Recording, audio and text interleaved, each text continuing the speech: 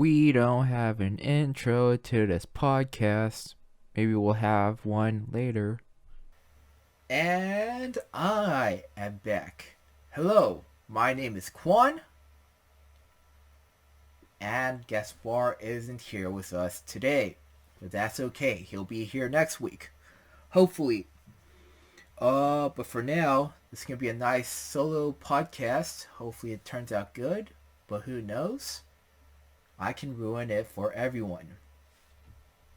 But let's hope not. Let's see here. Thought I'd start off with some news. MCU Phase 4.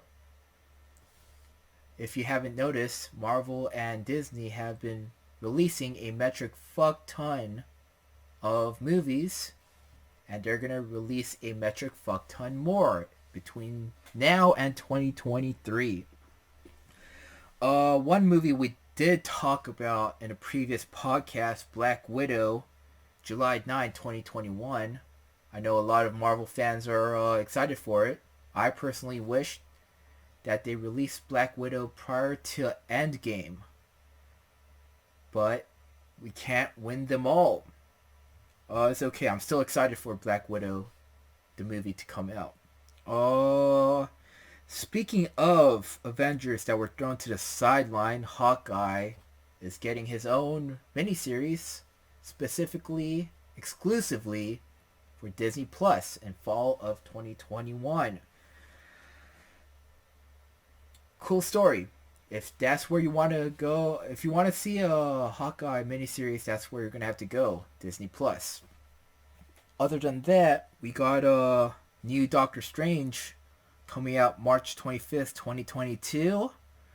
New Ant-Man and the Wasp, but that's not slotted in until February 17th, 2023. We got some new players on the board for the MCU. Shang-Chi and the Legend of the Ten Rings, September 3, 2021. And I'm not going to lie to you, I'm not a big Marvel fan myself, so I don't know about this movie or the characters that are going to be in this movie. The Eternals, November 5th, 2021. Don't know too much about the Eternals. Am I going to watch it? Probably.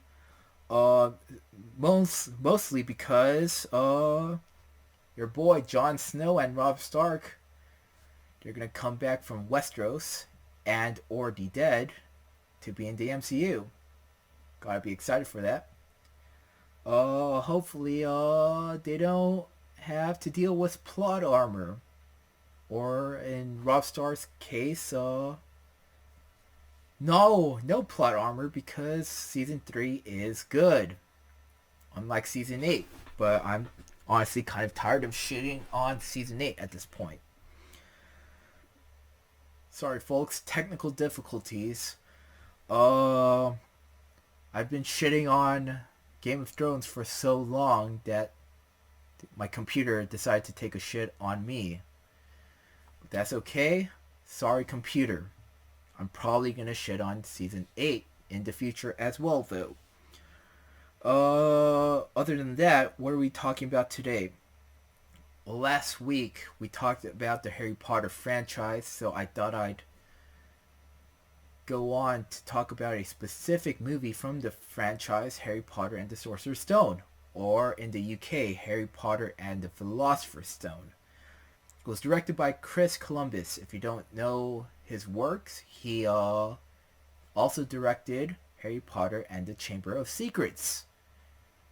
He also directed Home Alone 1 and 2 and the Percy Jackson series, which I think there's only 2 movies for some reason, because I remember there being more books, but they only made 2 movies.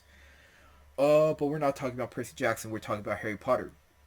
Now, if you've never seen Harry Potter and the Sorcerer's Stone, but you've seen Home Alone 1 and 2, or other works of Chris Columbus, you could kind of gauge how he directed Harry Potter, which was very bright, very colorful, very family friendly. You get a warm feeling when you're watching it.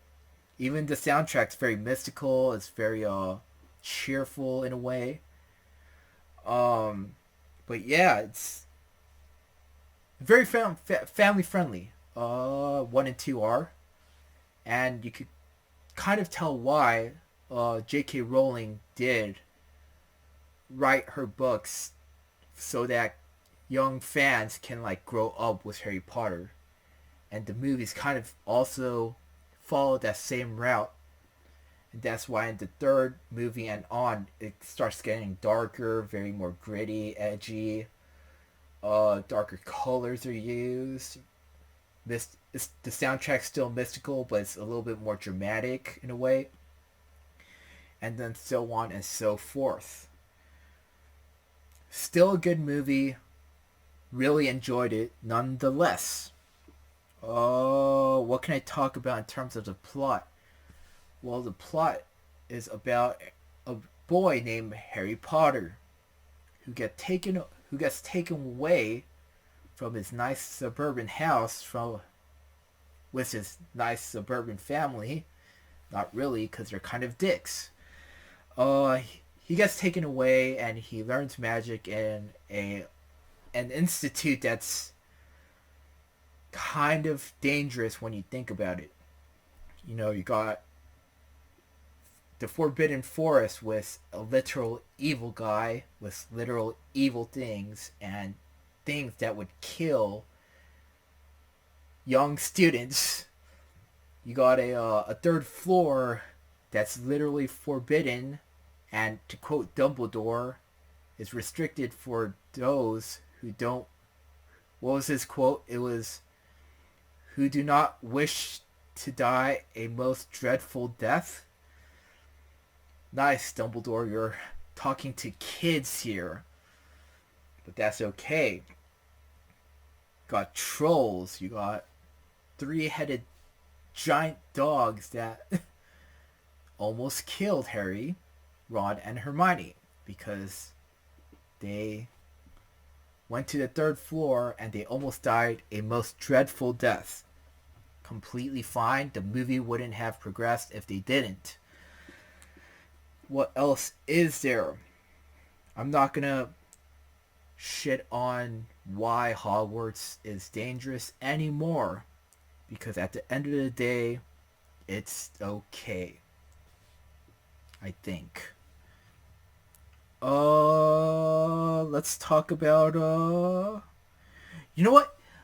I'll tell you what did it for me. It was of why I enjoyed a movie. It's the little things in the movie, right? Like you like next time you watch like when if you never watch it, and then the second time you watch it, pay attention to a specific character. Pay attention to Quirrell, right? Because Quirrell is if you don't know, is the spoiler alert, but this movie came out in 2001, so I don't know if I should issue a spoiler alert. Quirrell is the main antagonist because he has an evil Dark Lord named Voldemort attached to his head, growing like a nasty parasite. And the movie kind of portrays Snape to be like a really evil, gritty guy because he hates Harry, um, because of his past with Harry's dad, and that's kind of how the movie portrays him. And then when you watch it, you're like kind of like, oh, I hate Snape too because I'm supposed to relate to Harry, and since he doesn't like him and treats him like dirt, I don't like Snape either. Uh, but you come to find out, if you pay attention to Quirrell, like there's a scene where everyone's blaming Snape because Harry's like flying on his broomstick, and it kind of like there's a curse and he gets jolted around and he's about to fall, and everyone notices Snape looking at Harry chanting like words, but in a split second in a shot you can also see Quirrell kind of chanting words looking at him, and that's really cool because you kind of don't notice Quirrell at all until you realize, hey, Quirrell's the bad guy, next time I'm gonna look at him and he's doing evil stuff. There's a, I will say there's another scene where Quirrell it's the sorting hat ceremony, and Harry's scar gets pricked because he senses something bad. That's kind of his like his what was it, the premonitions is when his scar hurts, like something bad's happening. I'm not gonna spoil everything, but take a look at Quirrell. Just focus on Quirrell the second time you watch it, and you'll notice like little tidbits, like little details that are really cool. In the end, fucking love Harry Potter. Love the franchise. Love the first movie. Love everything about it. I think. I'm not gonna lie to you. I think Sorcerer's Stone is my favorite. Uh, I don't know what else to talk about. I really wanted to go into the books, the books, like not the interpretation, but like the book versus the movie interpretation. But I think I talked about it before of how the movie really like downplays like Ron's character. Like his character arc's like really skewed.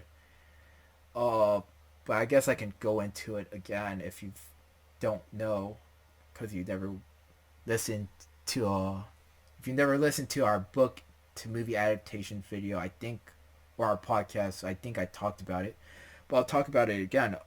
Uh, Ron's Ron, the character in the book, he's not,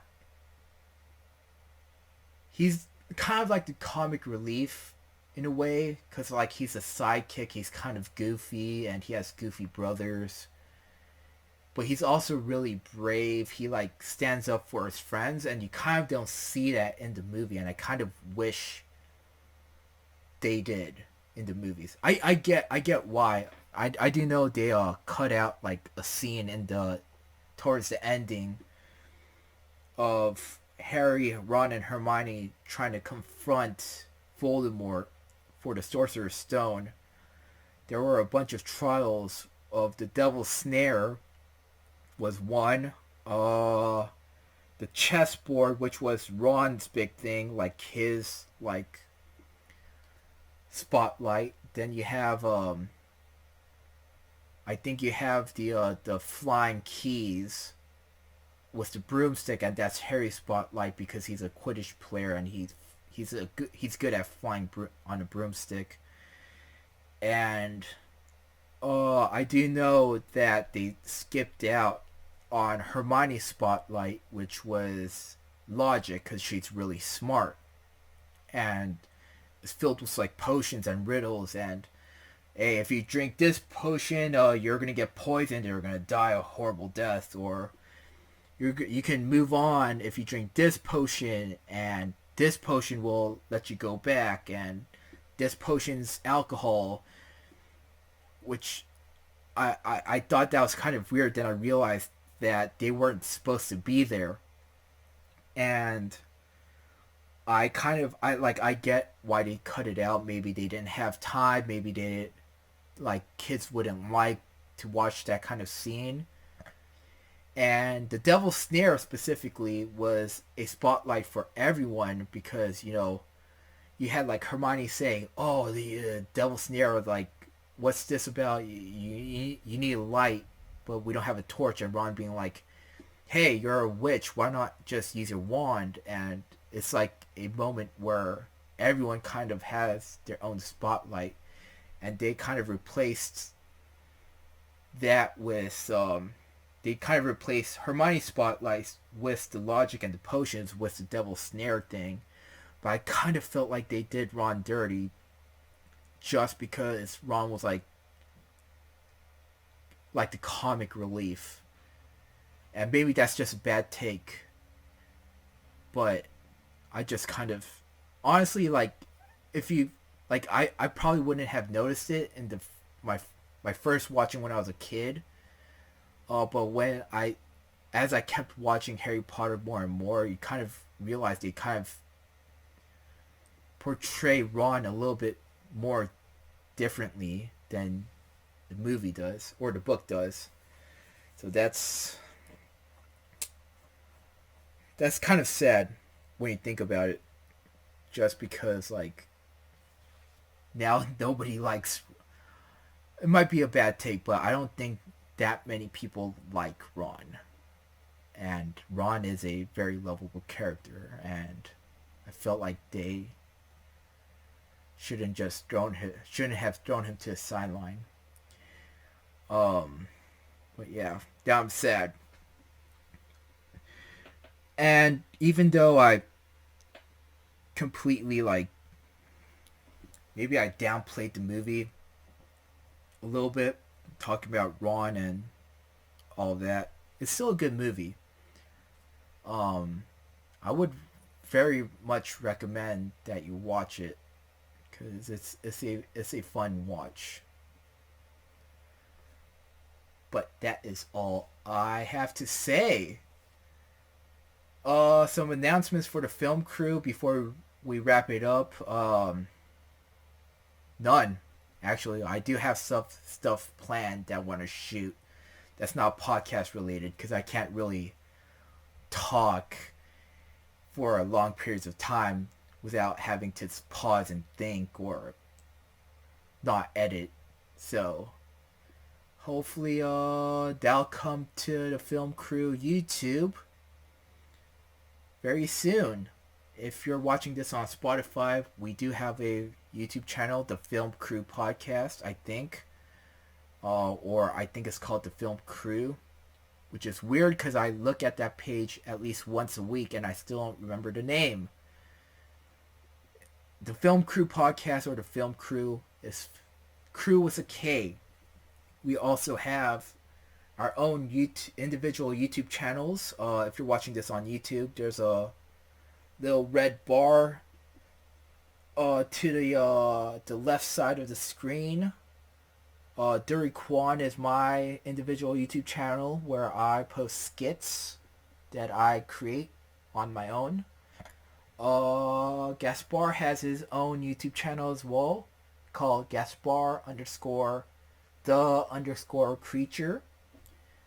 He doesn't really know what to do with it, but I think it's gaming. Let's see what he has to show. We also have an Instagram, instagram.com/filmcrew7 because Film Crew was taken.